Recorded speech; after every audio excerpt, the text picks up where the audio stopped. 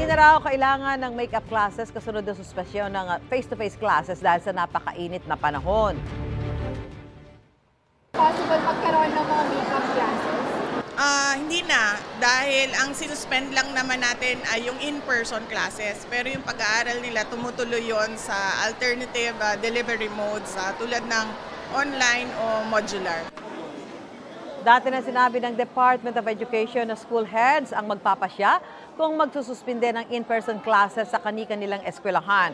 Bukod sa alternative learning modes, pinapayagan din ng mga estudyante at mga guro na magsuot ng mas preskong damit ngayong tag-init. Sa gitna naman ng mga panawagang pabilisin ang pagbabalik ng simula ng klase sa Hunyo, giit ni Duterte na hindi pwedeng isakripisyo ang pahinga ng mga guro at estudyante. Base sa mga naunang projection ng DepEd, posibleng maibalik ang dating school calendar sa school year 2026-2027.